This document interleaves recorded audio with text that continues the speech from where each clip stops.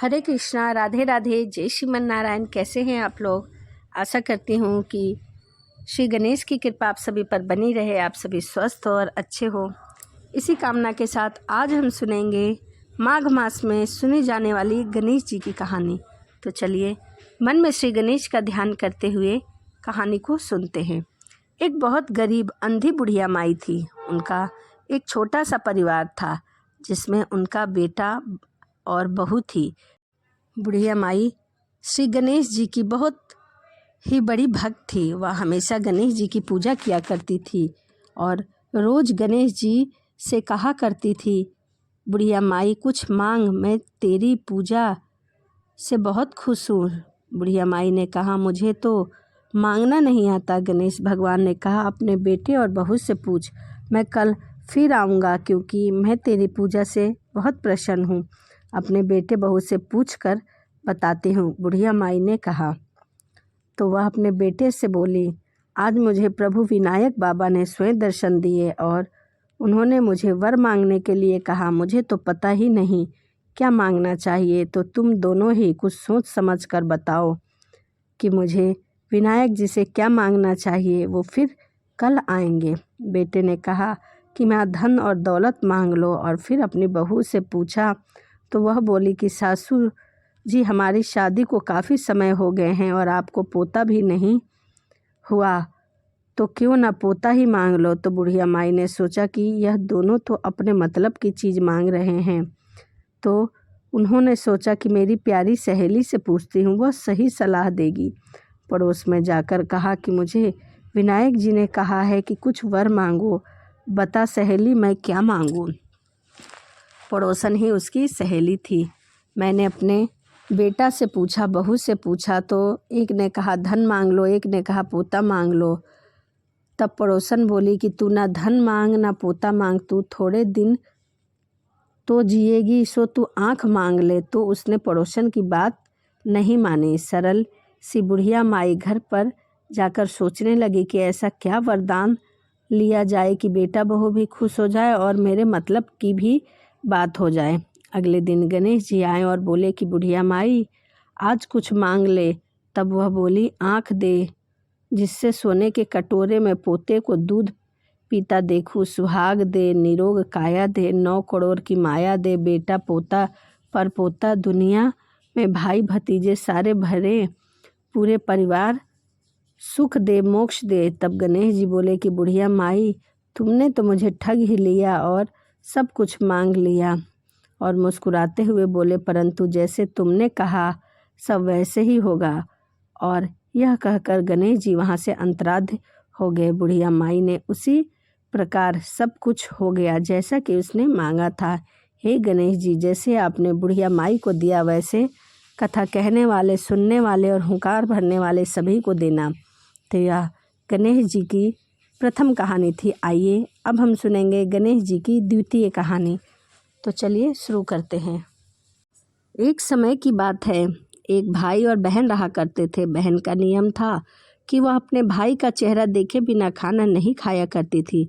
हर रोज़ वह सुबह उठती और जल्दी जल्दी सारा काम करके अपने भाई का मुंह देखने के लिए उसके कमरे में जाया करती थी, उसके घर जाया करती थी। एक दिन रास्ते में एक पीपल के नीचे गणेश जी की मूर्ति रखी हुई थी। उसने भगवान के सामने हाथ जोड़कर कहा कि हे मेरे जैसे अमर सुहाग और अमर पीहर सबको देना। यह कहकर वह आगे बढ़ जाती है। जंगल में झाड़ियों के कांटे उसके पैर में चुभ जाया करते थे और वह प्रतिदिन अपना यह नियम पूरा करती थी। एक दिन भाई के घर पहुंचती और भाई का मुंह देखकर बैठ गई। तो भाभी ने पूछा, पैरों में क्या हो गया?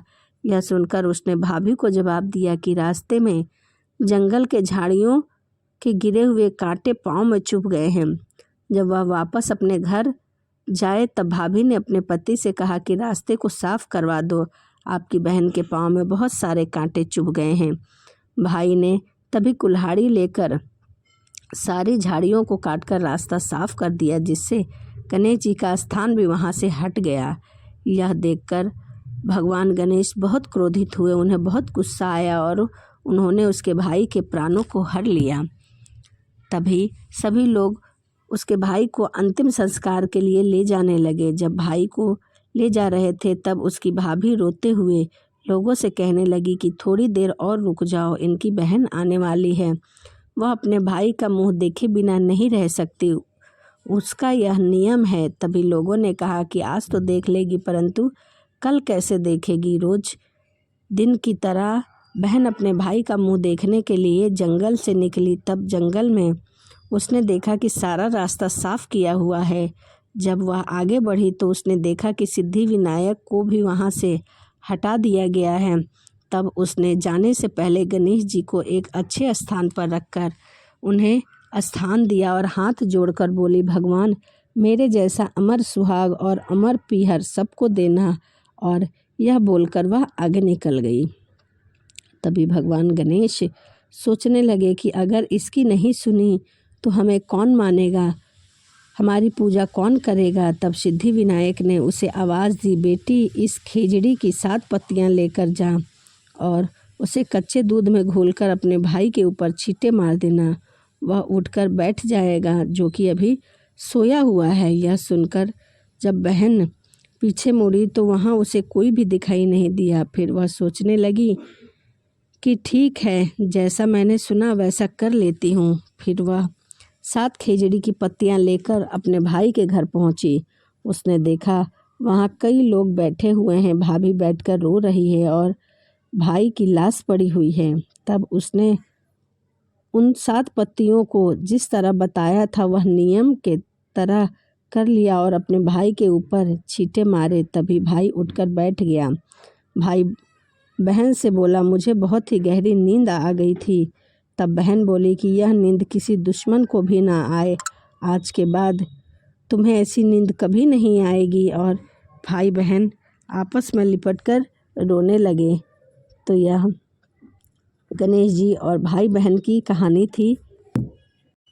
तो इस वीडियो में मैंने आपको गणेश जी की 2 कहानियाँ सुनाई, एक बुढ़िया माई की और दूसरी अमर सुहाग और अमर पीहर की। माघ मास में गणेश जी की कथा सुनना अति महत्वपूर्ण माना गया है। कहा जाता है कि सभी मनोकामनाएं पूर्ण होती है।